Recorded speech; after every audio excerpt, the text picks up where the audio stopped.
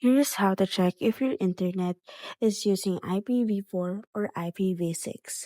First is go to the browser and search for test-ipv6.com, and automatically, when your device is connected to your Wi-Fi, you will be able to see there your IPv6 connectivity.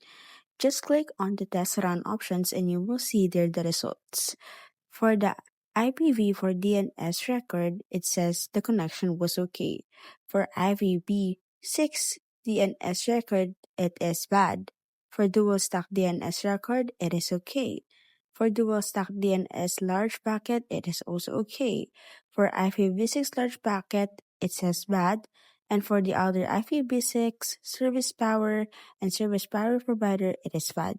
So technically, it says there that your account or connectivity option to your internet has an IPv4 address on the public internet appears.